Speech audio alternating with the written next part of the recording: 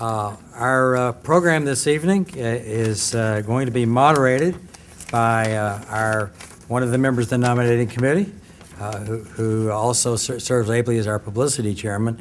But apparently, before she got to us, Connie Moser got a lot of things done.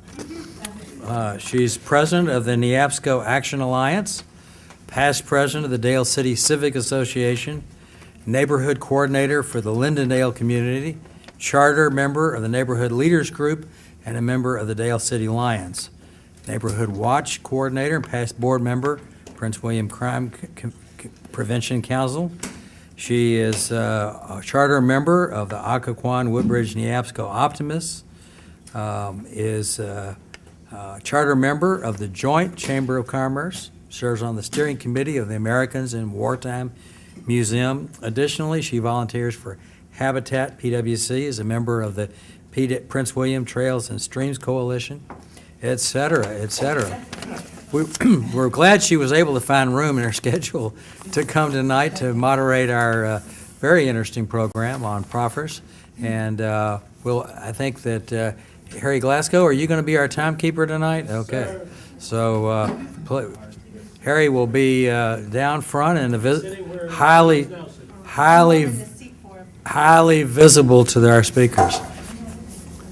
If the panelists could come up, and Connie.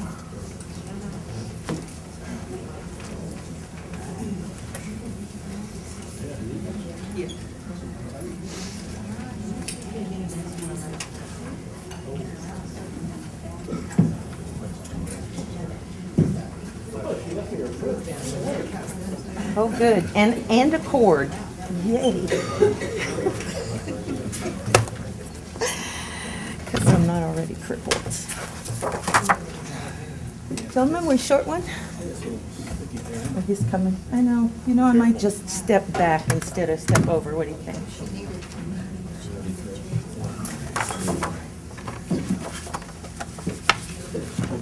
Thank you. This is mine. See how that here is.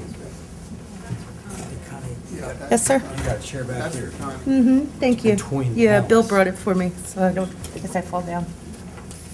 Hello, I'd like to welcome you to tonight's forum.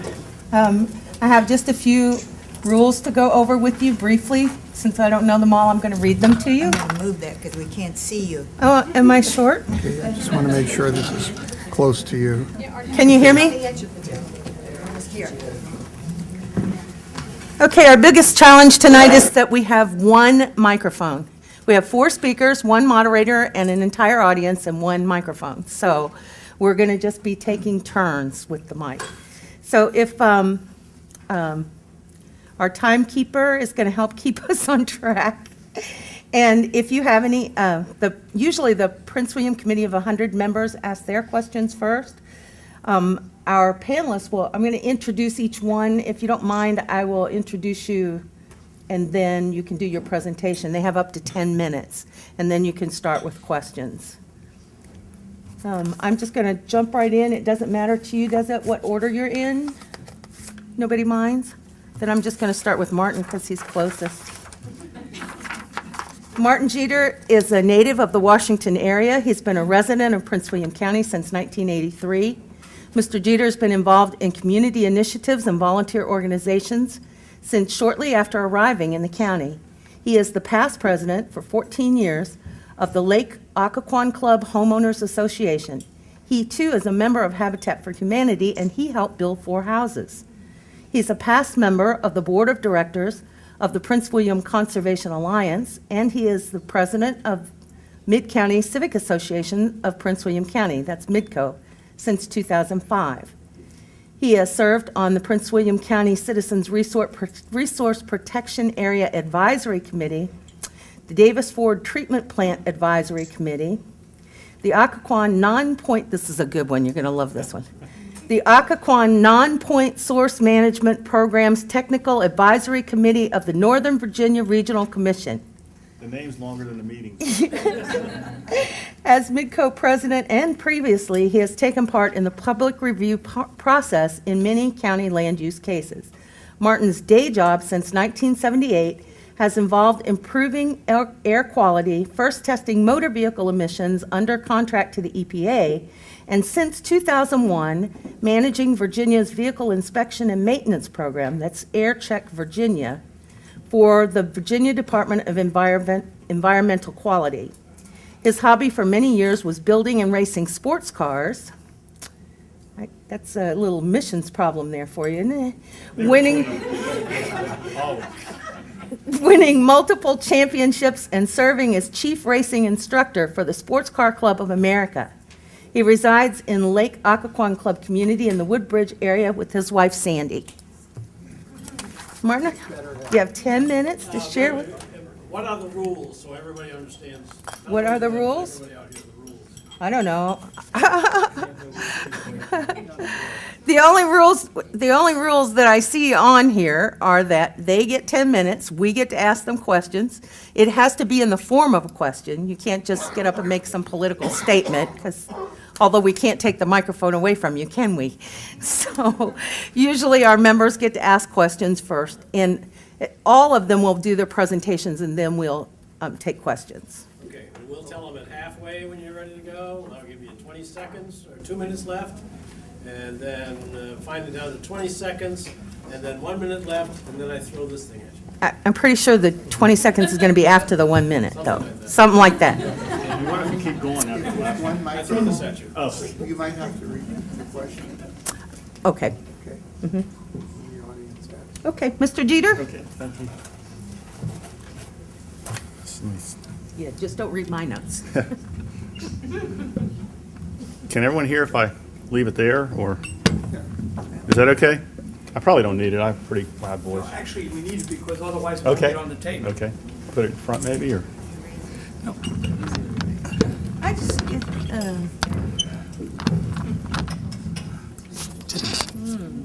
And that should go. Okay? I'll speak sideways. Okay, as Connie said, my name's Martin Jeter. I'm president of Mid-County Civic Association. We've been around as an organization since about 2005, and we're primarily an information organization, and we try to keep people aware of what's going on in their community, land use issues and that kind of thing. One of the first issues that came up after we were formed was a middle school on Davis Ford Road, and we ended up being in opposition to that. And then one of the next things that came up was a church on the Prince William Parkway. And I was thinking, man, this is great for a brand new civic association. First, we're going to be against little children, and then we're going to be against religion. So that was not an ideal situation for us, but we ended up not being opposed to the church, and we kept our nose to the grindstone, following the facts and trying to keep people informed and holding our meetings, and things worked out pretty well for us. I want to thank the Committee 100 for having us all here tonight and for having the speakers here. This is a great group. They do a lot of good topics and put a lot of information out to the community. Unfortunately, I can't make as many of these meetings as I'd like to, since third Thursday is also the Midco night, but it is a great group, and thanks for having us come. I also want to thank my fellow participants here, panelists tonight. I've known Mark Granville Smith for a number of years. I've known Chris Price since he's come to the county, and I've known Ralph for about 45 minutes. So it's great to be here with all these folks and to meet Ralph and to be part of this. I also want to put a little shout out to Chris Price and his group there in planning staff. They do a lot with limited funds nowadays, and under his leadership, they've taken some pretty gutsy positions on issues, rezonings, and that kind of thing in the last few years. So we really appreciate that, Chris. Okay, hopefully I won't run out of time, but I'll try to get through this, speak a little fast. I have a lot of stuff. Proffers, just so we're all clear, I know I see a number of developers in the room. I think everybody understands that proffers are one way to cover capital costs that are brought on by new development, schools, roads, that kind of thing.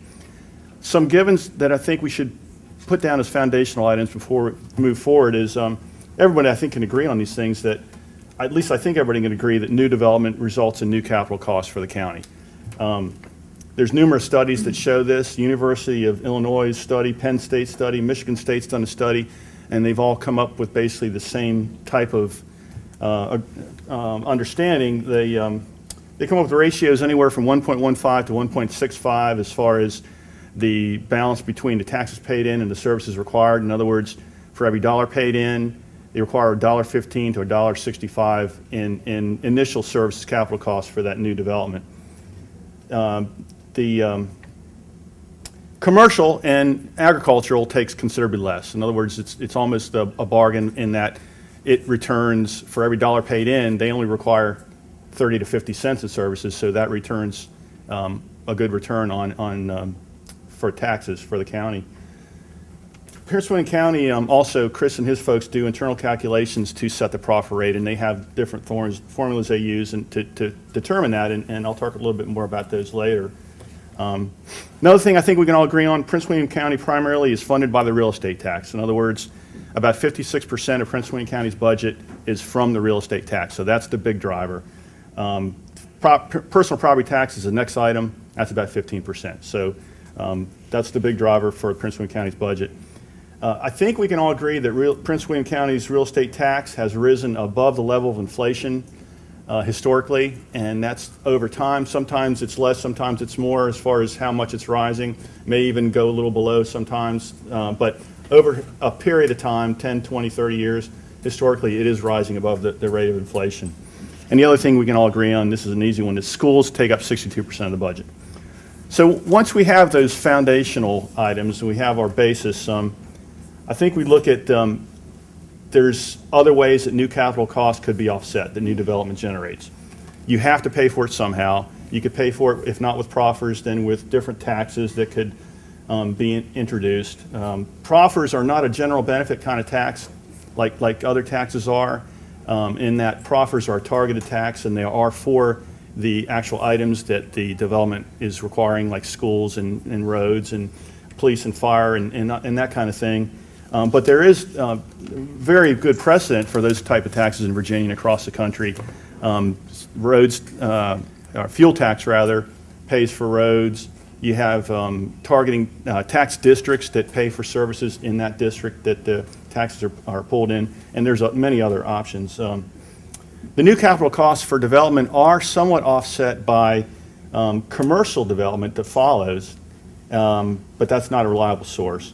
Proffers do provide flexibility that some other taxing sources may not. In other words, they can be land donations for schools and such, or they can be roads, money for roads. They can be environmental protection proffers that are over and above what the county specifically requires. So there's flexibility there. The current system may not accurately predict what school children are going to be coming to the schools. And I'll talk more about that later. The county uses a student generation factor to do that. But if you look at the actual number amounts that are coming from single-family homes and townhouses and multifamily, it seems like the number of students could be a little different than what they come up with. But they do this calculation on a regular basis, like I said. And if there is something wrong there, I'm sure they will take care of that sooner or later. According to good data, Bob Pugh has supplied this data. Current proffers are inadequate to the tune of about $1,300 per housing unit.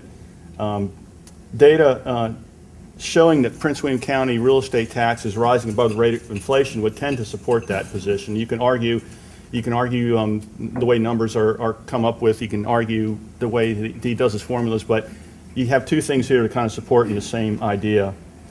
Another issue with proffers possibly is a proffer negotiation process. And that often results in higher density during the proffer dance that developers do with the county and citizens and the staff. That results in higher densities. And if you do have these inadequacies in the proffer amounts, then when you get those higher densities during this negotiation process, even if they pay a little bit more in proffers, it's still magnified by that deficit that you have. Some alternatives to proffers. Like I said before, you could raise the real estate taxes across the board for the existing taxpayers. This would have the effect of shifting the new capital costs for the new development to existing taxpayers. You could have a roads tax or a school tax. This is a similar thing. It also shifts costs to the existing taxpayers. You can have a level of service adequacy rule, like Chesapeake actually has that. And basically, that you have a certain level of service like we have, And if the development that's proposed doesn't meet that level, it's automatically not approved. So you could introduce something like that and do away with the proffers. Or you could reduce or eliminate building in areas without services. But one way to do that would be with targeted proffers that would actually, you would have proffers that were a good bit higher in areas that don't have the services, and you would have lower proffers where you would target the development, and that was discussed during the last comp plan update. It was one of the things they talked about. It wasn't initiated. Two things I think we should do, Midco thinks we should do no matter what, whether we do anything with the proffers or whatever. Number one is we need a major effort in the county to push for more office and commercial space, specifically office. I think everybody agrees on that. It's not my brainstorm idea. We've been trying to do that for years. We have that as a goal in the comp plan. That's part of what was meant by the Centers of Community, Centers of Commerce. Unfortunately, I don't think we've done it the way we need to do it, though. I think we need a major push by citizens and developers and the county staff and the elected officials, and all really push in this direction and really do the best we can to try to get more commercial, because that'll diversify the tax base, take the pressure off the residential taxpayers. The other thing we need to do, in my opinion, is reduce or eliminate comp plan amendments that change office and commercial, specifically office, to residential, because every time you do that, you are eliminating another chance to diversify the tax base, and you also have, when you eliminate that chance, that land's never going to come back and be able to be used for office. And your comp plan that your citizens have put the time into and your staff's put time into and the supervisors have voted on this, it's calling for office in a certain area, and we get the typical response that, well, we tried to sell office, we can't do it, it's just not in the cards right now, and it gets changed to residential. Well, maybe we need to hold on and wait till we can get office in those areas and try to get this economy diversified. So in summary, proffers aren't perfect. They do a good job for what they do, which is try to offset the capital costs for new development. And they work well to address capital costs. They maybe could be targeted better. Maybe we could do a little bit more with the formulas to address exactly where school children are coming from, how many, and that sort of thing. But the alternatives to proffers, the new taxes and that kind of thing, I think are politically problematic, and it's also a fairness issue. Thanks a lot.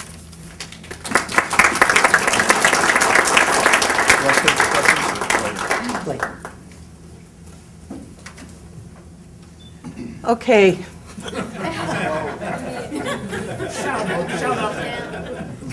Stand up, Connie. I am standing up. Jump. Thanks, Jack. I'm also hampered. I'm 60, but my hip is 10 weeks old, so we're still getting used to each other. Next, I too just met Mr. Stephenson tonight. Ralph Stephenson is a co-founder with Bob Pugh of Prince William Citizens for Balanced Growth. PWCBG originated during the proposed Brentwood residential development rezoning in 2005-2006. PWCBG remains active, seeking to ensure that county policies balance residential growth with traffic, school, taxes, economic, and quality of life issues. Mr. Stephenson has been married to Catherine Mary for over 27 years. The Stephensons have been residents of Northern Virginia since the early 1980s and settled in Prince William County in Braemar in 2000. They have 3 children, all of whom graduated from Marsteller Middle School and Brentsville High School. Mr. Stephenson served as missionary for the Church of Jesus Christ of the Latter-day Saints in Taiwan. He speaks Mandarin Chinese and currently serves as membership and financial officer for a local Chinese language congregation.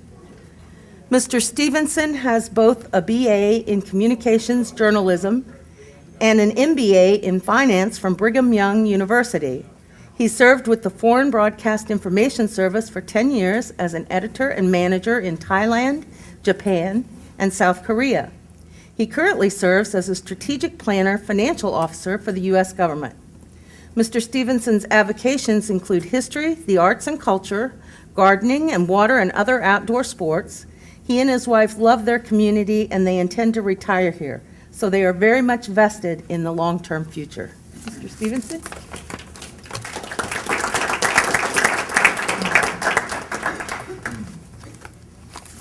I think this needs to be a little Yeah. higher. Second. Down here. Bottom part. I'll let you do it again. I'm glad we keep Jack around. Yeah. Keeping you busy, giving you exercise. Here we go. Right. Should have done that. Next time we'll know. I too would like to thank Prince William Committee of 100 for inviting me and the other panelists here tonight. I appreciate the opportunity to speak, and for all those who have put a lot of effort into making this happen tonight. I'm from western Prince William County, as you heard, and I'm not neutral about residential development and proffers, as you will soon hear as well. My name is Ralph Stephenson. I represent PWCBG, Prince William Citizens for Balanced Growth, and it was just introduced what we stand for. We are an alliance of like-minded people, particularly in the western end of the county.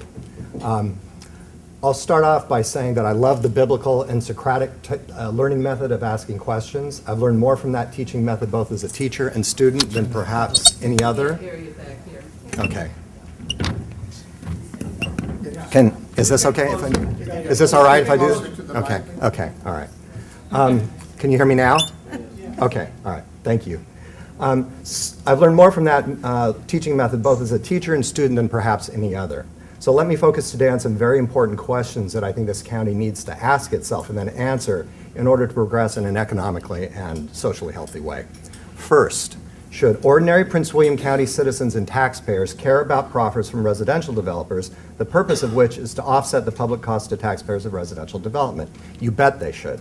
Because if taxpayers don't know or don't care, their taxpayer dollars will continue to end up indirectly subsidizing residential development. Even worse, they'll be subsidizing the authorization and building of unnecessary residential development.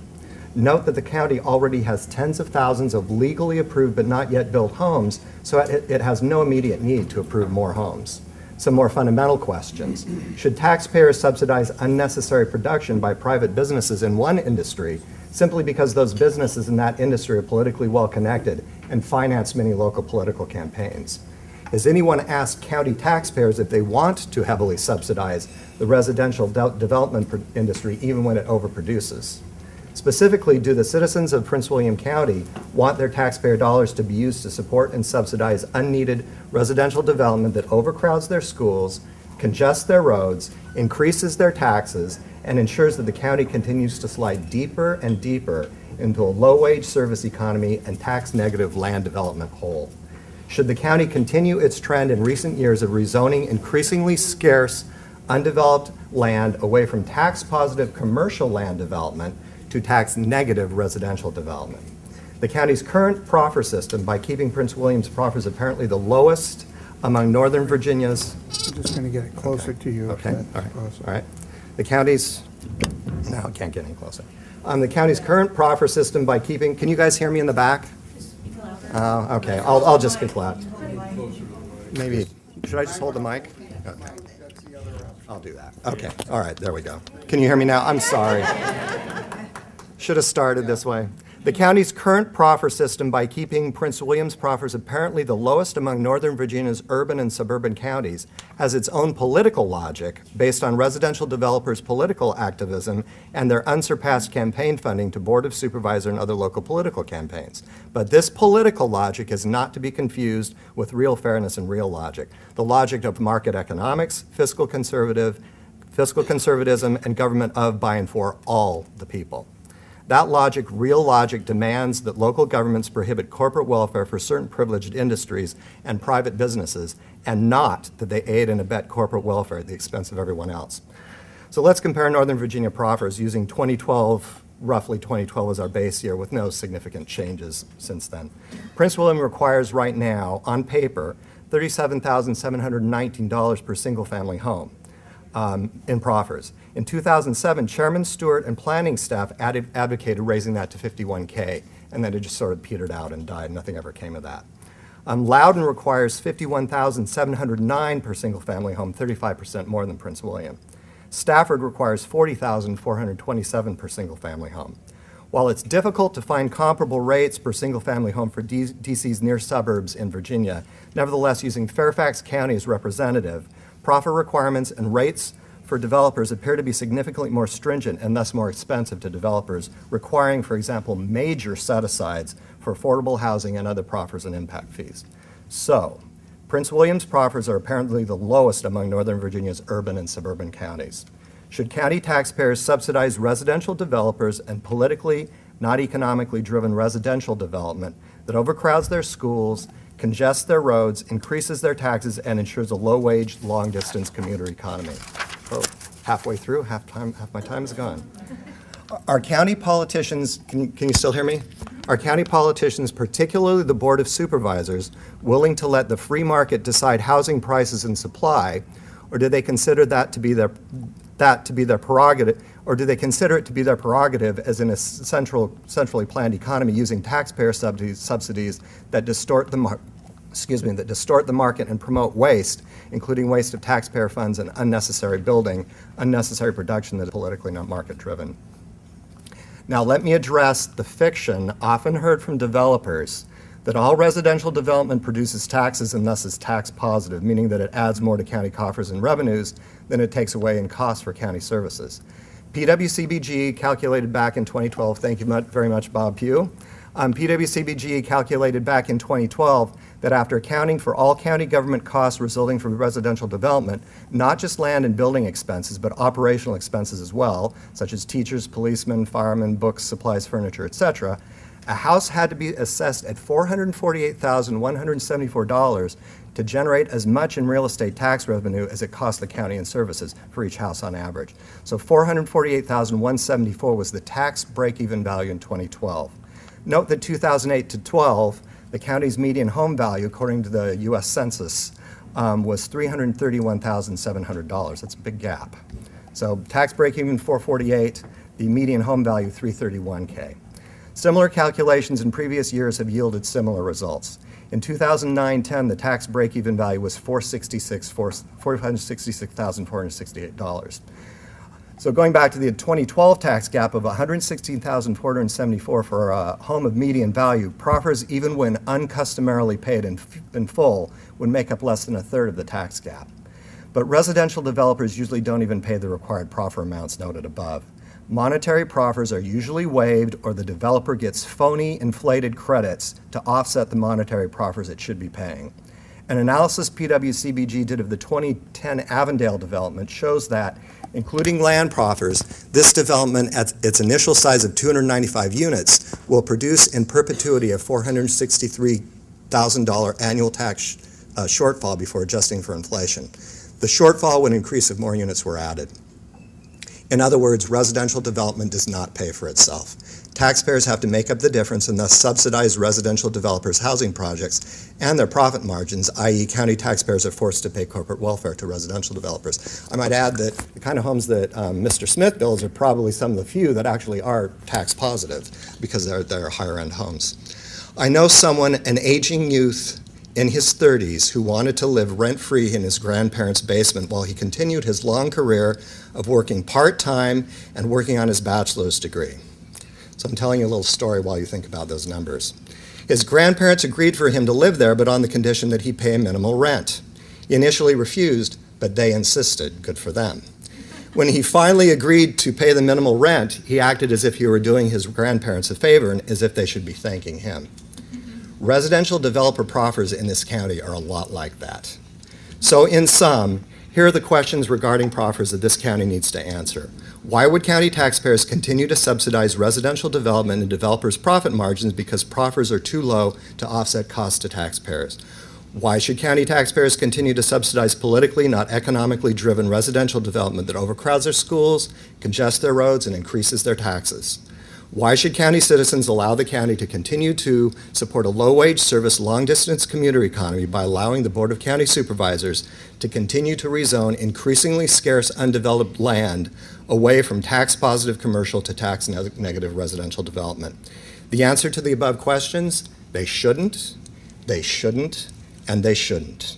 Instead, residential developer proffers should be increased to at least $51,000 per single-family home and by similar ratios for townhouses and multifamily units.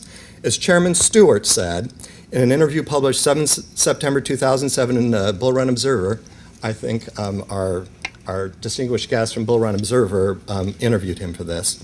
Why should, quote, "Why should taxpayers pay the cost of new development? If development doesn't pay, then the taxpayers subsidize," end quote. I'd just like to, well, I guess I should keep this. I'd just like to conclude by again thanking everyone for coming tonight and to let you know that there's a great deal of documentation on all these costs. It's on the pwcbg.org website. It's already up there. My talk will be up there after this meeting tonight. So please visit our site and see some of the numbers where they came from. Yeah. Okay. Let's just try that. Okay. Thank you. Thank you very much.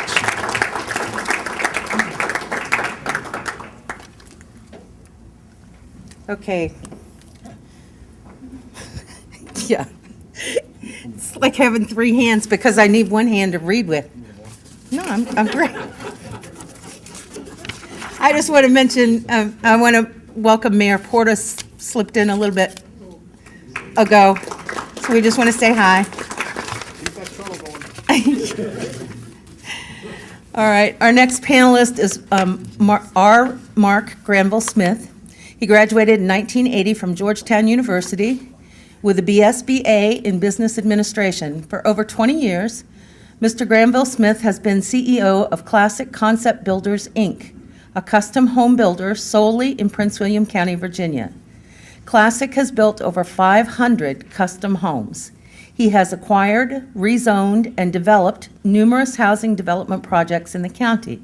Most of these projects have focused on 1 acre to 10-acre large wooded lot custom home projects. Classic has won numerous awards for custom home design, quality of construction, and excellent customer service. Its developments have won awards for quality and unique designs, as well as for environmentally friendly development practices and design. Classic has received 3 Builder of the Year awards from the Northern Virginia Building Industry Association, as well as its most coveted award, the Emil Keene Lifetime Achievement Award. He has also served as president of NVBIA 3 times. Mr. Granville Smith has been very active in serving Prince William County through several volunteer and Board of Supervisor appointed positions. Board-appointed positions include ZORC, that's the Zoning Ordinance Review Committee, LUAC, that's the Land Use Advisory Committee, as well as Proffer Review Committee member. This committee was established by past Chairman of the Board of Supervisors, Sean Connaughton, to help ensure representation by the development community in the process of working with county staff in developing its monetary policy guide used to determine guidelines for proffer amounts sought by Prince William County. Classic has led a group of volunteers for several years developing the Rainbow Therapeutic Riding Center, serving handicapped children and wounded warriors. Classic is currently building a home for a local Prince William County Army reservist and his family, Jay Brasino, who was critically wounded in Iraq over 8 years ago. Jay is a quadriplegic, and he will have his first shower in 8 years this summer when his home is completed. Mark?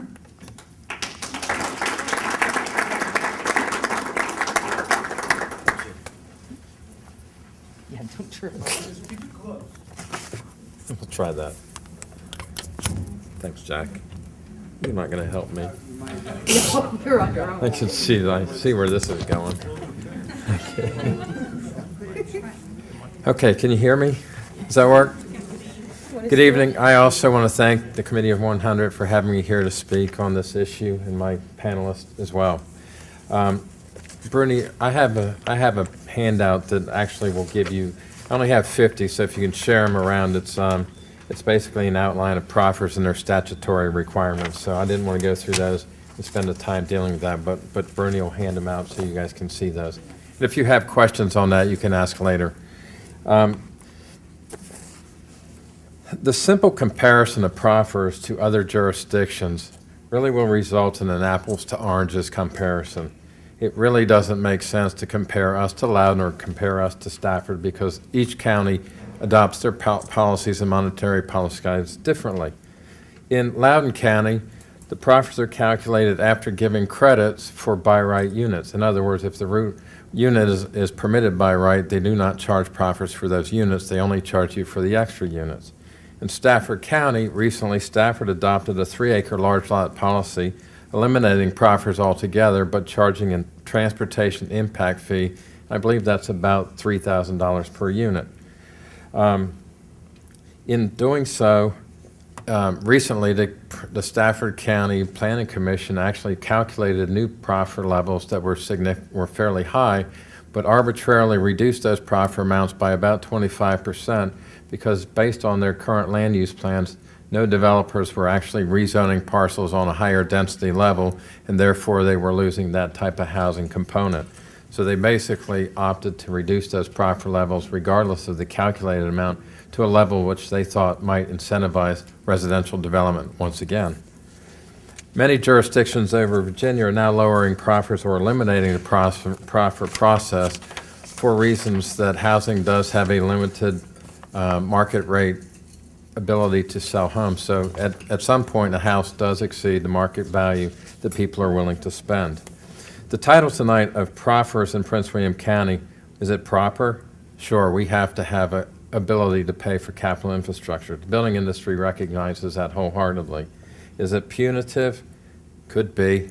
If anybody has gone through the zoning process, Planning Commission, the staff, our buddies over the staff, they always have lots of great input, and the issues of whether this thing meets the comprehensive plan always goes for a lot of scrutiny, including at the Board of Supervisors level. Are these proffers paltry? I don't think so. $37,000 is almost 7 to 10% of various houses within this county as a value. The one missing P out of these 3 Ps was political. Proffers can be and are quite political. What your view is on the above really does have to take into account the political influence and the tend to affect the county's policy on proffers. Do we ever ask ourselves, is there a better way to raise capital dollars? Our industry has for years. In its simplest form, the supervisors are elected by our citizens. With all due respect to our citizens, many citizens, after they own their own home, become one of our biggest allies or opponents for new residential growth. Sometimes folks just don't want another house or more traffic or more kids in the schools. That's only natural. The growth requires proper planning, no doubt. That's what our staff, county staff and planning office does. The county has strategic plans, capital improvement plans, and comprehensive plans to help guide us through this process. But it's become politically popular to blame developers for the impact of services on new residential construction. If you look back in time, over 20 years, when I started building this county, the Prince William County Board of Supervisors were actually encouraging residential growth. The Service Authority was allowing you to pay partial tap fees and pay the balance and occupancy permit. But through time, during this period, as proffers were enabled in Richmond, proffers, and these aren't exact numbers, but they're going by my feeble memory, they started about $1,200, went a year later to $2,300, then $3,700, then $11,000, then $17,000, then $23,000. And then in 2006, the number was established at $37,719. And Mr. Stephenson is right. Chairman Stewart actually proposed raising those proffers to over $50,000, which the board actually decided it was time not to increase them any further. Chairman Connaughton did establish a proffer committee. Many of my members of the industry served on that committee to work with staff to try to come up with a clear understanding from both parties as to how proffers are calculated. They're very complicated. There's lots of aspects that go into the calculation of a proffer. But after several meetings or several years of these meetings, it turns out that our industry decided we would hire a private third party to investigate or study as an independent party to give us an opinion as to how proffers were being calculated both in Stafford and in Prince William and in Loudoun County. It turns out from the study that Prince William County's methodologies were actually extremely well done, very sound, fair, and equitable. In Loudoun County, they didn't get the same grade. Proffer calculations, like I say, are very complicated, but The results of that study also took into account the input. The input is just as critical as the methodologies. If lane miles cost $2 million a lane mile, but we project them at $4 million a lane mile, the numbers are skewed. So the input is equally as important as the methodology, and the results of that study showed that Proffers should have been 27,000 and not 37,000. Politics again, it's now 2014. The last policy monetary guide took place in 2006. In 2007, 8, 9, and on, we had the worst recession in real estate history in residential construction. But yet, not one year did we ever revisit the proffer amounts. During the year of extreme growth, we reviewed them every year. One has to ask themselves, didn't the cost of land go down? Land dropped values by 50, 60, 70%. Cost to construct dropped. In a recent meeting we had with the school board, certain members, there was times where they could build 3 schools for the price of 2.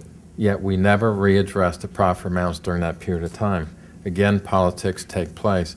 It really was no political will or no political win for politicians to revisit the proffers and lower those levels. I've been quite impressed with the school board's ability to predict growth and to predict student occupancy within this county. It's been done quite well. We don't build schools to be empty, to be filled by residents. We build them to accommodate those growth levels, and I think the school board has done a fine job with that. Many don't know, but we have new transportation funding in Prince William County that's a result of legislation in Richmond that our industry has strongly, strongly supported. Over the years, the building industry has strongly supported any measures that would increase transportation funding in our region. Currently, Hampton Roads and Northern Virginia both have new regional fundings within Prince William County will actually bring over $37 million to the county in 2014. Several of these components were a raise in the Grantors tax and a congestion relief fee. By doing so, we have significant amount of increased transportation proffers, which should help to reduce the transportation proffer. In that being said, our industry has always supported a Grantors tax increase to help fund capital infrastructure. If I build a new house for one of my customers, 98% of them already live here. So that customer's already been paying taxes here, yet he ends up paying a $20,000 to $30,000 to $37,000 premium for the right to move from one district to the other or within the same district. That doesn't actually seem fair when the person moving out of his existing house may very well be coming from Maryland, D.C., or California, and his children pay, his household will not pay any impact on those new services which they're using. So once again, why isn't, and for years we've looked for the Grantors tax as a good solution, a partial solution to the capital infrastructure needs. Once again, why not? Politics. What politician in Richmond, what politician locally would want to tell their constituents, we want to raise your taxes across the board with the Grantors tax that every person would pay when it transfers, and it would be and prices would be down on 1%, it would be $5,000 on a $500,000 house, $2,500 at 0.5%. And not that significant of money when you're comparing it to $37,000.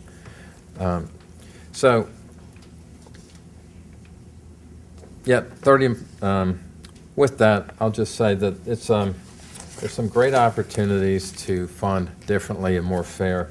Yes, proffers are a political issue. Yes, they're difficult to calculate. It's very important that we work with our county staff to work with the proffers to make sure they're fair. With that, thank you, night. Have a good night.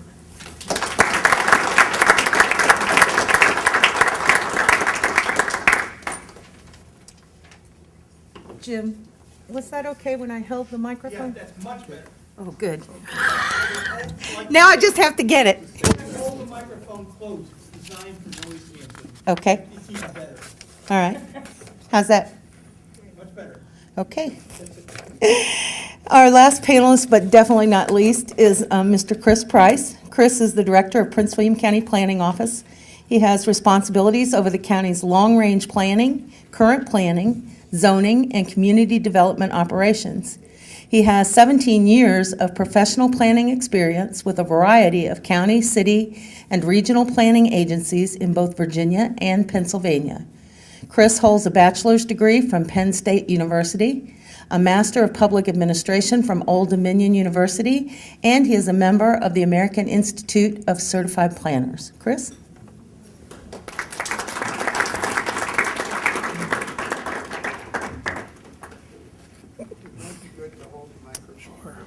You do whatever you like with That's that. fine. I'd like to echo the words of my fellow panelists. Thank you for having us. Very much appreciate the opportunity to be here with you. I know many of you from my role as planning director, and in that role, one of my chief responsibilities is to negotiate on behalf of my clients, which are the Board of County Supervisors representing the 420,000 people of Prince William County. I have a little bit different perspective on the topic at hand tonight, given that it is my job to both help develop our land use policies within the county, make recommendations to the Board of County Supervisors, negotiate proffers on behalf of the county, make recommendations to the board on individual land use applications. So we have both a big picture, long-range, 20-year planning perspective, and then an individual application perspective at any given month, 5 to 10 applications coming before us for public hearing at the Planning Commission and the Board of County Supervisors level, which is significantly less than what it used to be prior to the recession. So one of the things I wanted to touch on, and my only instruction from the group for tonight was not to repeat anything any of the other speakers had said. So I'll do my best to do that. Very much appreciate the timekeeper, because as anyone who knows me, I'm very long-winded. So I think you all appreciate that very much. The first thing I'd like to say is that this thing we call proffers is very unique in the field of land use planning. Every state does the mitigation of impacts associated with land use develop a little bit differently. And so when I was in Pennsylvania, which is my home state, a lot of jurisdictions don't even have zoning. Some don't even have basic subdivision activity, let alone something as fancy as they might consider a conditional zoning or a negotiated process to mitigate impacts. Virginia, I would say, is on the middle level, meaning that we have the ability to negotiate impacts associated with non-by-right development, so development that's coming in for a rezoning. It's zoned one designation. An applicant would like to change it to another designation. May or may not be consistent with the comprehensive plan. But in that process, we will negotiate proffers based on county policy, based on input from the community, based on our own expertise, based on things we hear from different constituent groups. And that's kind of a mid-range level of negotiation. And then in some states, they have what's called an impact fee, where it doesn't matter if you're coming in with a rezoning or a special use permit, conditional use permit, or if it's a by right development, a unit that's been approved 70 years, it's consistent with zoning from 70 years ago, that you can assess an impact fee based on the impact of the unit that's coming online at the time that unit is coming online within a community. So it would sort of be the highest level of recouping the fiscal impact from an individual land use application. So we're sort of in that middle level. And we really live within an environment that's heavily regulated by the state. So the state has rules and procedures and ways and mechanisms and types of things that they allow us to consider and types of things that we can't consider. One of the first things that I will say that no one else has said tonight, and it might surprise a lot of people, is that proffers are voluntary. So one of the things I hear all the time is, why don't you require X, Y, or Z? Even our monetary proffers that we talk about, that are the $37,000 per single family house, that's voluntary. Now, the developers generally would say it's voluntary, and that may or may not be true. But when we set a level of service policy or really negotiate any type of policy, monetary or non-monetary, it's got to be tied back to the comprehensive plan or some board adopted policy, so that we're not way out in left field just saying, I think you should do this, now let's do this. And so when we're negotiating these things, the level of service policy, the monetary guide that we've talked about, non-monetary proffers like aesthetics or buffers or trees, they got to be tied back to some type of policy. But they are voluntary. Proffers, once they're accepted by the board, however, have the same force of law as anything else in the zoning. So just like your house might have a 15-foot setback from your property line, so too does a proffer, whether it's a monetary proffer or an architectural feature, it's an obligation just like any other obligation in the zoning ordinance, and we enforce those obligations as such. And we have a very sophisticated mechanism to track proffers over time and to make sure that as development applications come in, that those proffers, both monetary and non-monetary, are satisfied. Proffered funds can be collected for capital expenditures in accordance with the proffer language and consistent with state law. And so from time to time, this is a big challenge with developments that get approved in one era and then conditions change over time, is that the proffers have to be used specifically as they were identified at the time that that rezoning application took place. So whether it's the cash value of the proffers or the nature it had to be used for a road, but now school's more important in this community, or it had to be used for a park, but now a road improvement is really necessary in this community. It's got to be used for what it was originally designated and intended. That's both by state law and to some extent, as I'll explain in a moment, by our own policies and practices regarding the fungibility or the movability of that money from one classification to another. And then those recommended monetary proffers are consistent with board-adopted policy. The basic purpose of the proffer is to identify the potential impacts associated with a development and to develop a strategic plan to mitigate those impacts. Unfortunately, we have one-size-fits-all policies in an environment that's not at all one-size-fits-all. Every community is different, every need is different, whether it's the western part of the county, the eastern part of the county, the central part of the county, or individual communities within those parts of the counties. The needs might be very different, but some of our proffer policies tie us to one-size-fits-all language, and that's a bit of a challenge, and some jurisdictions do it a little bit different, and I'll mention that before I close. But proffers are a significant factor in our land use regulation process and a significant part of the decision-making process. Our proffers are uniform throughout the county.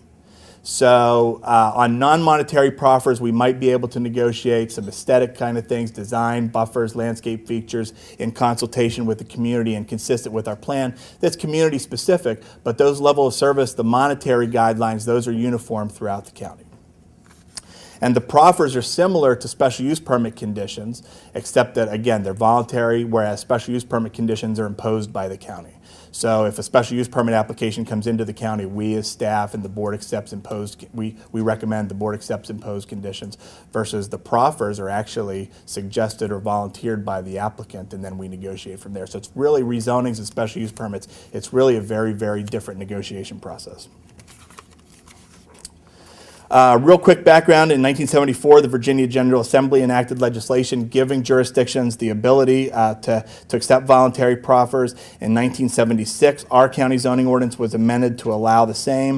In 1990, we developed our first level of service standards and incorporated those standards into our comprehensive plan. And levels of service standards are things like X number of schools per household or per population, X number of parkland per population, X number of lane miles per population, and then a level of service, meaning we don't want failing roads or gridlock. We want an acceptable level of service with free flow traffic. Same with fire and rescue and libraries and other things.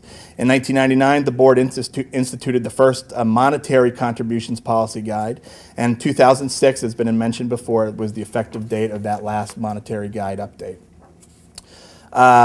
It's been mentioned that policy is based on acquisition and construction costs at the time the policy is established. It does generally include an escalator clause, so a lot of people don't know that, but if a project is approved by proffer, say in 2006 or 2007, and they don't develop for 10 years, then that proffer continues to escalate. So it's escalating at the cost of inflation. And one interesting thing, and we actually do find it from time to time, is a project's been out there for so long that they'll come in and ask to pay the current level of proffer because it's less than what the lower level escalated to current conditions is than a new proffer. So sometimes when you see revised proffers, you will see applications come in that the new proffers are less than the escalated old proffers. That's a very interesting phenomenon that we run into from time to time. And then as mentioned before, I'll go into a little more specificity. The level of service and the monetary guide are based on very specific standards. So we can't just look at other jurisdictions and average what those jurisdictions do. It's very context sensitive to our comprehensive plan and actual costs within the community. So we look at the cost of land, cost of site preparation, the facilities construction, student generation capacity. And I would echo what the previous speaker said. The schools does a phenomenal phenomenal job of annually estimating what they think is going to come out of school from a generation rate. And then the share of capital facilities costs from the federal and state government. Another thing I don't think we've touched on is that proffers can only be used for capital facilities. The second most common question I get is, why aren't you negotiating for ongoing operational costs? We do not have the authority to negotiate or even accept proffers, even if an applicant wanted to give us proffers for operational costs. It's capital only. The state has even amended that a couple times over the past years to tie our hands even further. It used to be that we could collect proffers earlier in the process. They've extended that to later. So we're feeling the impacts of the development much earlier in the process, and it's much, much later before we can start collecting money to offset those impacts. That's a problem for us. And finally, the nature of the proffers we're allowed to accept have become much more restrictive in terms of it's got to be associated with just new capacity adding projects rather than repair or replacement of facilities. So the state does tie our hands to a great extent. I could promise you we do try our best to negotiate on behalf of the county. I hope we do a good job for you. I hope I hear it when we don't do a good job for you. But again, thank you for the invitation tonight. I appreciate the opportunity to be here.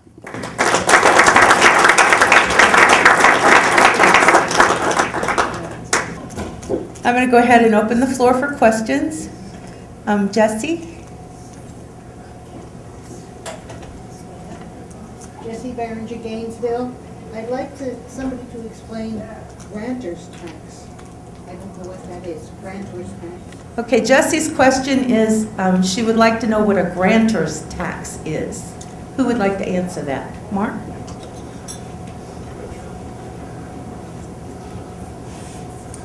Sure. A grantor's tax is a tax that's paid at the time a piece of real estate transfers.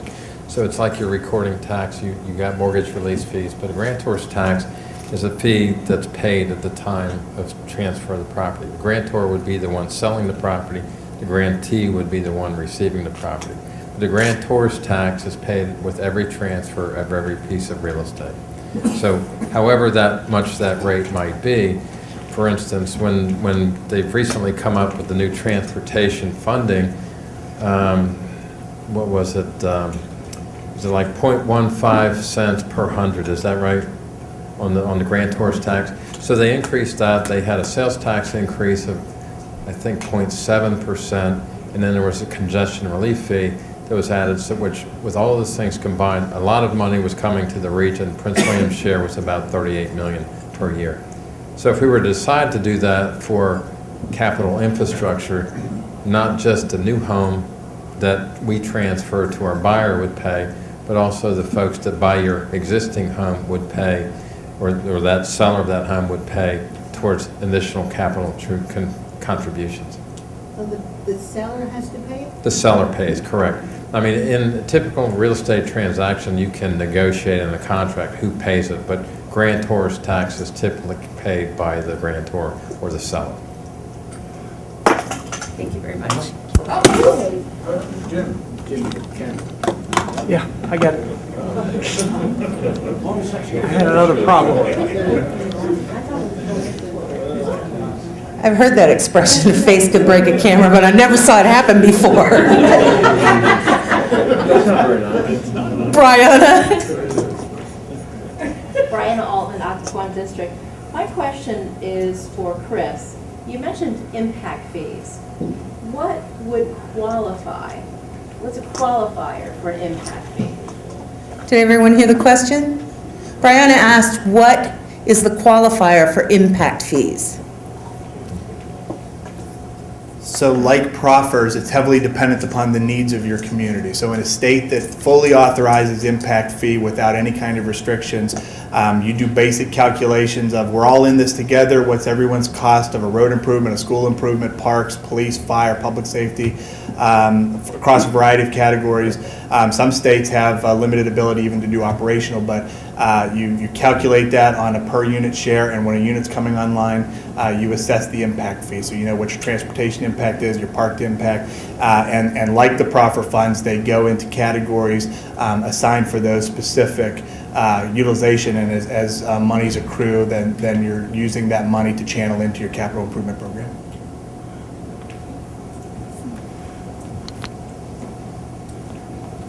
Thanks, Chris. Al?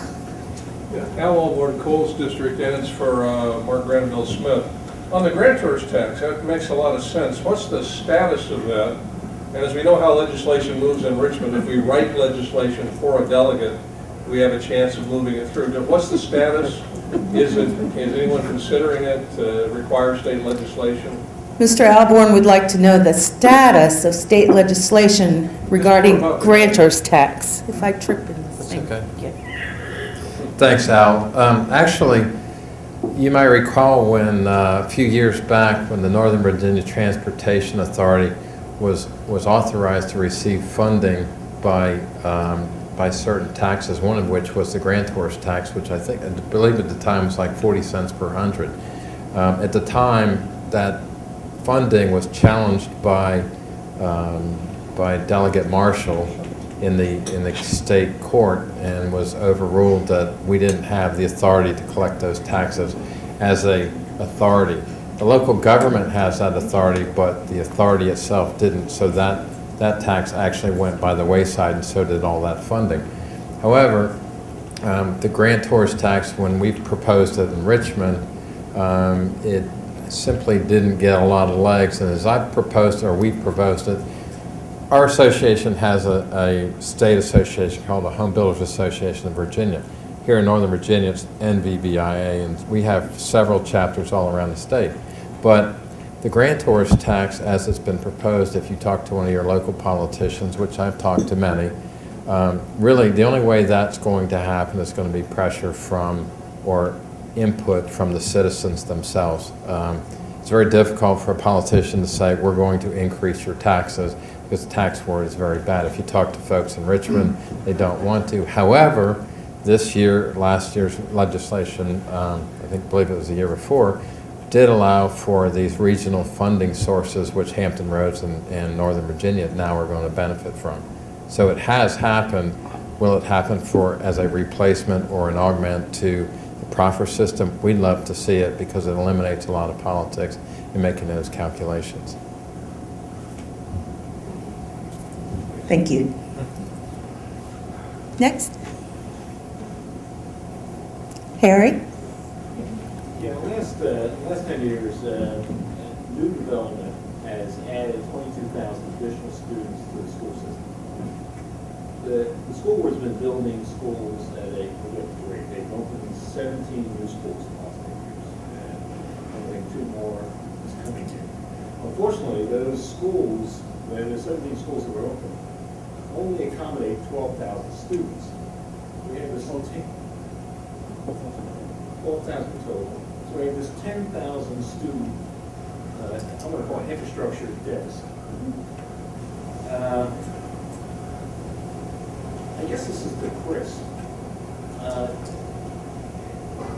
You say everybody does a great job on in terms of estimating the number of kids coming in, and they do. It's 2,200 a year, year after year after year, with very few exceptions. There was a dip the first year of the housing recession, it was 20,000, but it's over 10 years, it's average 2,200. How do these proffers that you work on every day accommodate 2,200 additional students based on the board of supervisors approving developments that add those 2,200 students? Okay, I think Harry's question is, how do you handle the deficit of 2,200 students? In the big I can't answer your specific question. In the big picture, proffers that are accumulated for schools, so as developments come online, they pay the proffers as escalated over time. Those development or those proffers go into funds that we control for use as intended within the proffers, and then we use the proffer funds every year, transfer them to augment the school's capital improvement program. So why do we have this 10,000 student deficit? It's not a question for the planning. Would someone else like to answer that question for Harry? No? Mark? Mark's going to give it a shot. Thanks. I don't have those exact numbers, but I've seen some studies, at least on the school board, as a number. I mean, some folks here, if they're from the school board, could probably answer that better, but I don't know that we actually have a 22 or a $10,000 deficit. 22,000 additional students in the last 10 years, and they built schools to accommodate 12,000. Okay, but did all those students come from new housing, or did they come from influx of new citizens into this town as well? I mean, the school board actually projects student generation factors by each new household and by each new household type. So when I said that I think they do a very good job predicting that, I really can't answer the individual number that you're saying we have the deficit. But it's interesting you say that, because state law does not allow counties to charge for deficits.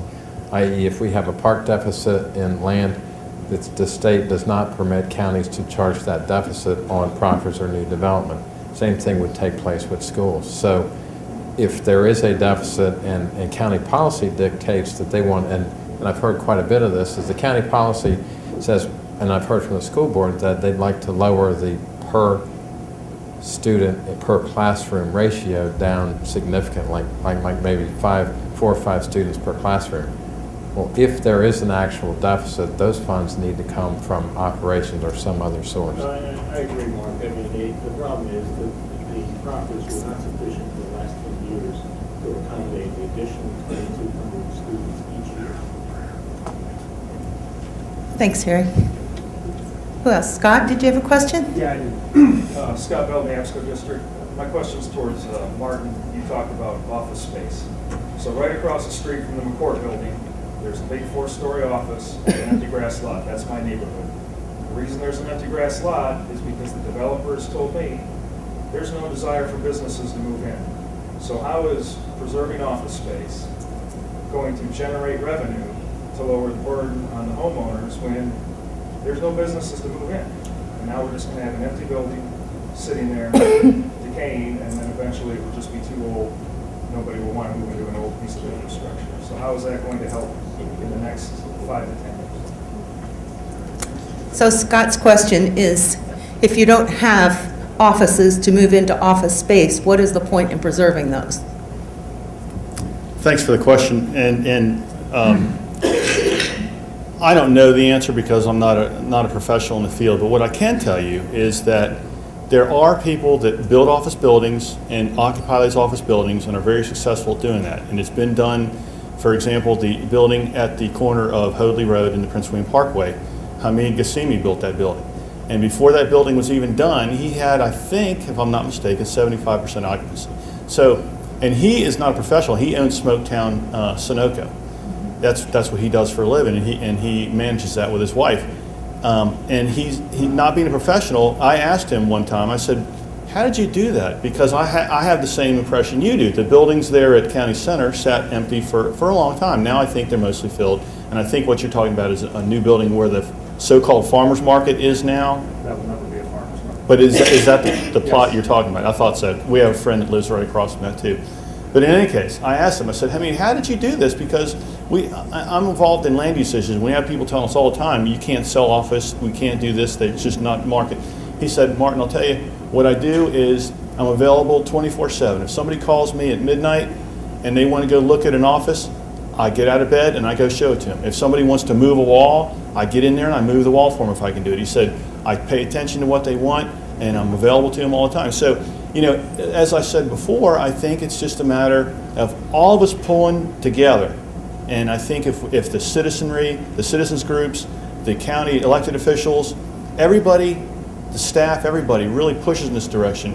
Otherwise, we will never do it. I think everybody agrees it's a goal of the comp plan. We've had many meetings over the years. Everybody agrees that, look, we need more office. We want places for people to work that live in Prince William County so they don't have to commute up the road to D.C. or Alexandria or Herndon or wherever.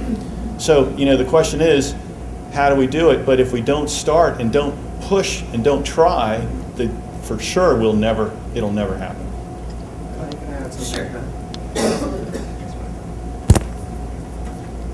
Yeah, I think I'm going to answer your question with a question.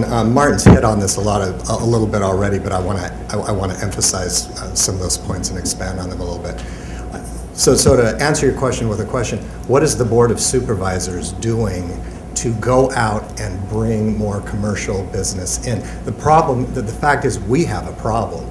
80% of our tax revenue comes from residential, only 18 comes from commercial. We must fix the problem. There is no way around it. We can't just say, oh, we're having difficulties, it's hard to do, so we need to just give up. And then it'll be 95% residential and 5% commercial. We cannot have that sort of ratio. It is just an awful ratio. And commercial real estate virtually always pays for itself and subsidizes the rest of the tax base. So we want that kind of development, whereas residential development, as we've shown here tonight, doesn't. It doesn't usually pay for itself. So I think it's incumbent, just as Martin is saying, on us to pressure our elected representatives to make sure that they make some effort to bring in commercial. And also, it's incumbent upon us to make sure that we know that that's important to us and that we're not going to let them forget about it. Because it is a problem, but we can't just say, okay, here's a problem, it's hard to fix. We can't, we have to fix it. We have no choice. Thank you. Gil? Thank you, Gil Turner, Granville District. This one's probably for you, Chris, and I'm going to try to speak in a twofer if I can. The first part of it is, and follow on to Mr. Wiggins' comments, is one of the ways that we've been trying to catch up on the overcrowding issue in the school division is we take more and more money out of operations costs to service debt. The housing disaster that affected y'all and your industries of that actually provided the school division an opportunity to catch up a little bit, at least on the western end of the county. We were able to make some significant progress in dealing with overcrowding in the Granville district during that period. To do that, we had to take on additional debt. In the next 4 to 5 years time frame, we're going to be hitting that part of our budget based on the current projections, where about 10% of our operational budget is going to be spent on debt service. At that point, we are going to be in, I would say, a conflict with the county as far as taking on additional debt for capital improvements. So the first question would be, how, if we continue with our profit levels at current rates, how are we as a county and a school division going to be able to negotiate the additional capital investment that's going to be needed? And we will already have basically maxed out our debt service without affecting the AAA bond rate. That's the first question. Second question is more parochial, and it has to deal specifically with the Avondale development. One of the things that most of the citizens were understanding when that community was approved was that the Bent Hill Road would be moved prior to any of the new houses that were actually would go up. Now, the community has already started developing. Houses are being built, we're getting students out of there, but that road the new Bent Hill hasn't come through yet. It's not there yet. So I guess as a citizen, how is it that we don't understand? We don't really understand the process for when changes are made to these, and we don't seem to have an input into that process. So we can talk about that.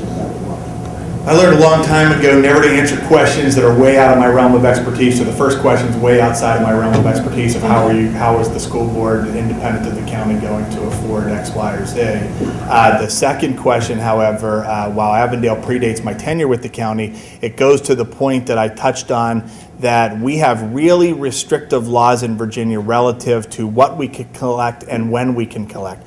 And sometimes the when is even more important. Because, and our board has made this part of our legislative priorities every year to get this change, is that the General Assembly has pushed back the time that we can collect proffers further and further back over the years, to the point where impacts are being felt before we're really generating money to accommodate infrastructure. So the point of a proffer system or an impact fee system or any impact mitigation system is supposed to be to ensure that growth doesn't outpace the ability to provide services. We, through state legislation, have guaranteed, to some extent, that growth will outpace our ability to provide services because it's outpacing our ability to collect. So in so much as you're relying on proffers for something like Avondale, where we're going to collect money or The other tool that we have available to us is phasing of infrastructure. And I'm not, like I said, Avondale predates me, but in many applications, what we will do is negotiate a trigger on infrastructure because it's our mechanism of last resort. So let's take a hypothetical 400 unit residential development. We might say that after no more than 50 residential units, you've got to build X. And after the 100th building permit, you've got to build Y. And so, we negotiate that with our partners, with schools, with parks, with transportation, with libraries, with the community. We negotiate those triggers. Sort of back to the previous question, we're trying to do a better job of that also with non-residential phasing. So the board is very interested in, one of the challenges that we have with economic development is we have very segregated zoning. So our zoning is office here and retail here and residential here, and not just residential here, but residential of different types separated from one another. Well, that's not what the economy, that's not what people want to move to today. That's not really what the economy demands, and sometimes we're cobbling things together, and the board's doing a much better job of pushing us to redo our land use planning policies to make more integrated mixed-use developments. And in fact, in some of the larger developments that we've negotiated over the past few years, we're negotiating non-residential phasing triggers, meaning that before you pull the X number residential building permit, you must construct an office building, mixed use integrated within your community. So it's a tool we have available to us that we are using. So I'm sorry to answer that question, jumping back. So that's my answer on the Avondale question is, and I'm not sure about the particulars of the application, but there's probably some proffer allocation and collection issue and maybe a timing phasing trigger. I'm just not aware. I've been asked several times, I don't know. Watch, Chris. Okay, we'll just take one or two more. Ernie? Ernie Porter from the Occoquan District. This question is for Mr. Stephenson. You made some comments in your remarks about free market versus planned economies and how that relates to this. And candidly, I have to think that some of the home builders are going to say, well, some of your subsequent comments don't sound really free market to me. I mean, if I'm a home builder, I'm saying proffers and encouraging the county to increase those, that's not free market, nor is saying, hey, we should have more office space if the market's not going to bear that. So when you got up and responded to Scott's question here, you talked about the County Board of Supervisors doing things to encourage more commercial businesses coming to Occoquan. See where I'm till June 30th, that's where my loyalty lies. So, but coming to Prince William County. So I'd like to hear from you, though, some ideas about what you think some of those things would be that would be consistent with free market principles. Well, I think when you're talking about the free market, you're supposed to allocate. Oh, I'm sorry. That's okay. This thing has been my real, Yeah. been my problem tonight. When you're talking about the free market, you're talking about allocating costs down to where they belong, directly to who they belong to and where they should be. When we are indirectly subsidizing developers by having taxpayers basically make up the difference between their developments that don't, that don't generate enough tax revenue so that the taxpayers have to step in and make up the difference, that is interfering with the free market. We should let, and frankly, we still have a housing glut in this county, okay? So why are we encouraging more development? We have 30,000 homes approved but not yet built. Why are we encouraging a lot more residential development? That makes no economic sense to me whatsoever.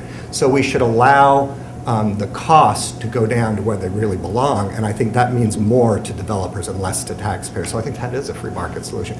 As for commercial development, and it's a fair question, but I think if you dig a little deeper with commercial development, the commercial developments are going to go somewhere, okay? If they don't go here, they'll go to Fairfax or Loudoun or Stafford or somewhere else. And if we provide incentives, and I think we could probably even provide some tax incentives if the county has the authority to provide tax incentives, or at least make it as comfortable for them as we can, we'll probably still make money on the deal because we do much better on money back from commercial development than we do from subsidizing the tax base than we do from residential development. So I would say that actually is free market when you dig below the first or second level, when you dig down to the lower levels. And the point of the market is to allocate costs directly down to the most local level where they belong, and that creates accountability and all sorts of things that are good and not wasteful, whereas having taxpayers pay for things they shouldn't pay for is very wasteful in the end in the economy. It does not allocate resources properly and does not create proper incentives. It creates all sorts of disincentives and distorts the market. And what caused the Great Recession of 2007-8 more than any other factor, it was huge housing oversupply that was caused by political distortion of the system, too much housing, not with subsidized by all sorts of government interference, and that caused a huge distortion of the market, and we're still paying for it. Okay, so anyway, that's my answer. I hope that answers your question. Thanks. Okay, one more, sir? Oh, sorry, Sharon. Scott Jacobs, Principal District. Mark, my question goes to Mr. Granville Smith. I was hoping you might be able to elaborate on House Bill 1084 that will go into effect July 1st. House Bill 1084. Are you, is this a friend of yours?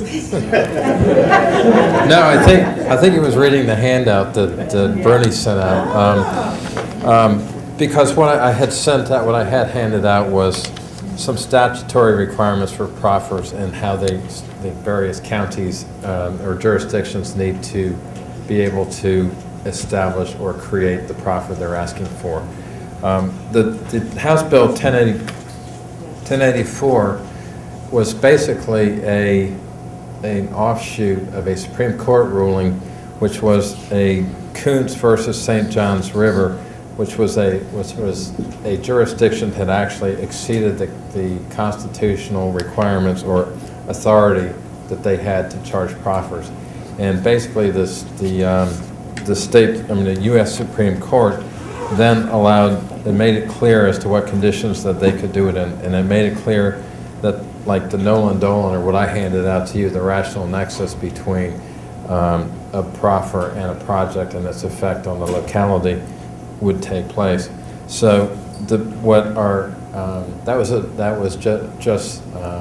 was legislation sponsored by the Home Builders Association of Virginia. It was basically, the goal was to have this legislation was to encourage localities to stay within the parameters of statutory requirements. And in reality, why it passed in Richmond was because what jurisdiction would intentionally do something that was unconstitutional? But obviously it did happen, went to the state Supreme Court. The reason we had that adopted in the state of Virginia was so that those issues could be litigated within the state without going to a federal court. I'm going to take one more from Sharon because she's just returned to us. She's going to be back on the board, and I don't want her to be mad at me right off the bat. Not mad at all. And we could talk for hours about Proffers, and Mark and I can go back and forth about whether there's utility to that bill or it's just chilling effect on local land use. But it is important for you all to know that there was very little support on the other side for the local government approach, which is, why are you doing this to us? We don't do unconstitutional things, so why are you threatening us with attorney's fees, which are only because our tax dollars are being paid? So anyway, for our tax rates. But the question I want to ask, because nobody's really talked about it this way, and I just want you to think about it. I'm going to direct it towards Chris, but I also will direct it towards Martin, because I'd like to know what your citizens think about this. And that is, on one hand, we clearly have the ability to do comprehensive plans. We are required to do them. Zoning decisions implement our comprehensive plan or don't implement them, but they're the individual things we do. If a local government follows its comprehensive plan, it's got lots of protection for its decisions. There's another provision in that section on zoning and land use authority, which people don't think about necessarily in the same context, and that is the capital improvement plan. And my question is, if we're looking at it, and I don't know all the great stuff about economics, I'm not going to take one, I'm not going to take Bob on it. But if you look at your comp plan being your plan, on how you're going to do development, your individual rezonings, applications, determinations, maybe that plan work or not work, you ought to be looking at the other end at the balancing of the budget, because your capital improvements plan is the connection there. And I think that's one of the things that Dr. Kelly, when he first really gave a big push for the issue of Proffers for schools in the 90s, looked at, and others looked at it. So my question to you is, when you look at how you work up your comp plan and the recommendations you make to the Board of Supervisors, the Planning Commission, do you look at the capital improvements plan? And my question, follow-up to Martin, is that when you all go out there and you talk to developers, or you look at a project and you look at the impacts, which is really what the Proffers, voluntary Proffers are to address, are you looking at the capital improvement plan for that project? And how it might Yes, thank you for that question. The process that you described is the ideal process and what we try to follow, meaning comprehensive plan is your biggest picture. This is your goal and vision of the community for some period, 20 or more years. You implement that through a variety of mechanisms, one of which the principal mechanism would be zoning, but also subdivision land development regulations. And then also your capital improvement program should be looked at as a way, not just to implement your comprehensive plan, but to link it to your strategic priorities. One thing that Prince William County does that many, if not most jurisdictions don't do, is in addition to a comprehensive plan, and I know several of you have participated on this committee, in addition to the comprehensive plan, we also do a strategic plan, and that's really what we're trying to do is a tie-over between the comprehensive plan and our both capital and operational strategic needs. It's really interesting whenever the way you phrase the question about should we consider it, because some jurisdictions actually look at it the other way, in that we have all these needs out there, and how do we solve those needs, meaning we build the capital improvement program and then we will plan based on what our needs are. And sort of, so is that a tail wagging the dog? Is that looking appropriately at what's staring you in the face? But again, what we try to do is big picture, working with the community division, implement that through the tools that we have available, link that strategically to the capital improvement program. And then the comprehensive plan, of course, it's a 20-year plan, but we update it every 5 years. Strategic plan updated every few years. Capital improvement program done every year. So there's opportunities throughout that process to do that long-range visioning and link to intermediate and short-term. And it's good to have intermediate and short-term, because our comprehensive plan, and I don't know if I said this earlier, I'm a big believer in what gets measured gets done. And shortly after I got here, I presented a work program to the Board of County Supervisors of things they had directed us to do. And our comprehensive plan had over 100, I think 118 or 120 action strategies that they were basically directives to the planning office. Go out and do these things. That's not possible. We don't have the resources. I don't know if the community's interested in those things. They were really good things when we adopted each individual chapter of the comprehensive plan, but are they really strategic? Do we need to implement them? Do we have the resources? Are they really that important? Are they in conflict with other elements of the comprehensive plan? The answer to that is yes. We have several elements in comp plan chapters that are inconsistent with things from other chapters. So I do think we have that process that allows us to do the big picture visioning and the intermediate and the short term linking up through the capital improvement program and the strategic plan. What was the question? Sharon, the answer to your question is no. Now, I just want to make sure I understand the question. You're saying when a developer comes in, land use attorney, whatever, and brings a plan, are we looking at the comprehensive plan to see how this fits in, and also the capital improvement plan? That's your question? It is, and I think the answer is no, probably. It is no. Because nobody's doing it as much as they perhaps should. Chris's operation maybe, others maybe, but until you all start fitting those links together, and Mark's comment about the Grantors tax, that would be another way you would fill those gaps. But if you're creating needs in your development, or not creating needs, not as maybe sometimes as much as arguing it, and you're not looking at what you end up on the bottom line in terms of facilities generated by that, and the impacts, then you're not seeing the whole picture. And so my question was a little rhetorical, because it's sort of like, are you all looking at that? Because if you're not, maybe you ought to be looking at it. And I agree, that's a good idea. Our next meeting will be the third Thursday, and if you'd like to come, we would definitely. No, but I think it's a good idea, and it is, I appreciate that input, and it's something that we should look into. Thank you. I do want to say, since we have so many civic associations represented here, typically what we do is intercede on behalf of the residents. We're not, we get counsel and advice, and we take all requests for information and all complaints, and we try to mitigate those. That's pretty much our job. We're like the middleman. We work in between the government and the citizens. So typically, no, we would not deal with the CIP. Although, we just had a conversation the other day where we were discussing that we need to look longer term down the road, not to name any names, but we were looking at a project on Liberia Avenue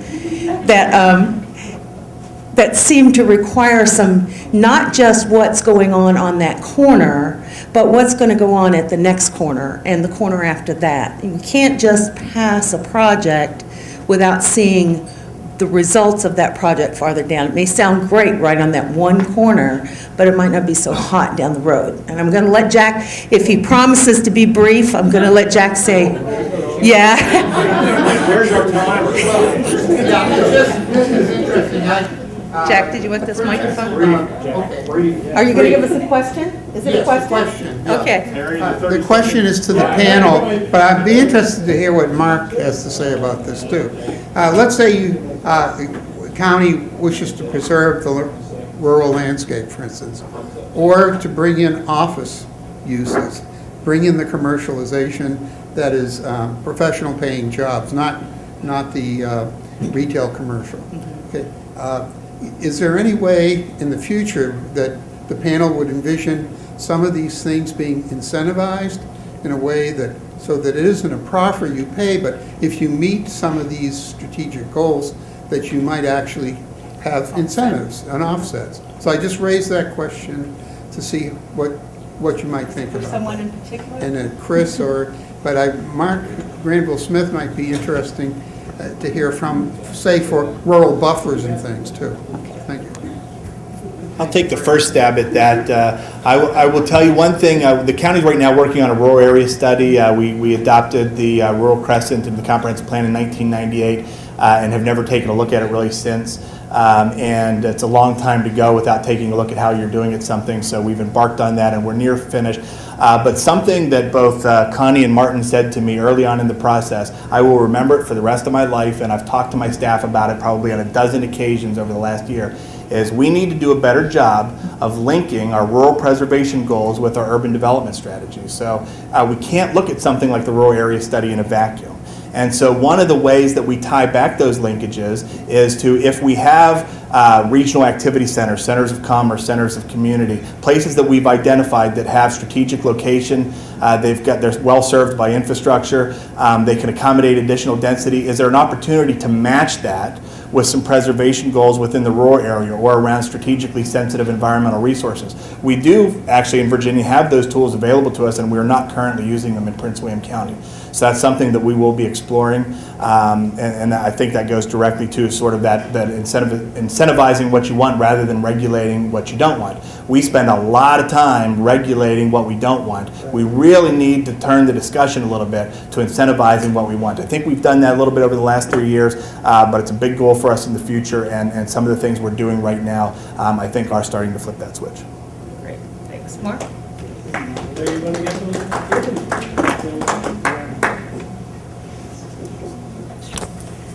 Thank you. I would have to echo what Chris is saying, because I mean, what you were talking about is how do you get those office buildings built and filled up. A lot of people don't like to hear it, but the only way that's going to happen is with density. I mean, a lot of times the people that live here are going to be the ones that work here, and until you have sufficient density in close proximity to these offices, it's going to make it difficult to have them scattered from one area of the county to another. I mean, we have a comprehensive plan with various locations with designations for commercial property, which as Martin knows, I mean, some of these areas just aren't ready. I mean, and I understand what he's saying is at some point they will be ready, but density does bring jobs. One of the other things that in the last comprehensive plan update, which we focused on in the Land Use Advisory Committee, was strategies to bring mixed-use communities into Prince William County. There's a trend nationwide for having mixed-use communities where you can work, play, and shop. Those things, as Chris was saying, need to be close to transportation corridors, close to like the VRE, or close to areas where you can use mass transit. So, but those type of things won't happen overnight. I mean, Prince William County is still Prince William County. Those things are happening in Fairfax County, they're happening in Loudoun County, but we're still an evolving area. So to the extent that there were incentivized areas in the last comp plan, I believe those things might start to happen within the next 5 years or even sooner. We've got areas that are starting to develop that way, but I don't think they'll happen everywhere. But we had certain requirements in our comp plan also with the zoning ordinance or with comp plan that actually required a specific number of square footage of office space with a specific number of residential units. That also becomes difficult for the developer because the residential units will actually allow the office building to be filled up with people that might actually live and work in that community. So it's not so easy to incentivize commercial and say, we got to get them here, but you know, we do compete with Fairfax County, we do compete with Loudoun County, we do compete with their ease of transportation. I mean, 95, 66, 123, Route 7, I mean, they have great methods of getting, even though it's heck to get around, but they do have areas where those things do exist. So, I mean, it's a long-term goal, but trying to, I'll throw one other thing out in talking about the schools. I mean, it's interesting, when you build a very nice school, you may very well attract economic development. Even though we talk about charging builders for these schools, I think like the new Patriot High School, that's a very nice high school. It has elements of LEED certification. Well, those LEED certifications are very high. It's kind of a transfer of the expense on a capital basis to the building community based on the way proffers are generated right now or charged. If that school saves, I don't know, $1 million in utility cost over 20 years, but we pay $2 million for LEED certification and energy sufficient or energy efficient building, where does the line get drawn? I mean, we can't charge proffers for operational costs, but if we convert those operational savings to capital expense, it does become a burden on the school and on the proffer side. So it's an interesting thing, but yeah, commercial development obviously does provide a tremendous amount of benefit to a community. Sure. Thanks, Connie. I just wanted to clarify one thing to make sure that I'm understood. When I mentioned the Hamid's building there on Hoadley Road and Prince William Parkway, I didn't mean to recommend that was an ideal area for an office building. As a matter of fact, at Midco, we felt that was not a good place for an office building. I was just using that as an example of somebody who filled the building. But that was really only due to an anomaly in the comp plan, which when they moved what was Davis Ford Road, they never changed the comp plan to reflect that, and that had been comp plan for office for many years, as it is across the street on one little sliver, and he kind of slipped it in that way. We didn't slip it in. I mean, it was comp plan that way. So, but I don't think that's an ideal place at all. And I do think that I agree with the incentivizing office.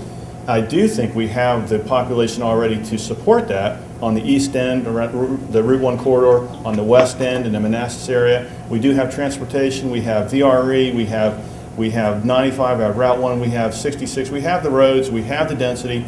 I think now what we need to do, and this is no surprise to anybody, we've been wanting to do this for years, we need to find a way to incentivize and to draw people in and to build these office buildings that we already have all the services there for. And so but that office building, I wouldn't have recommended it to go there. And I don't think anybody in the community was super happy about that when it was built, but we did a good job. And I just have one question.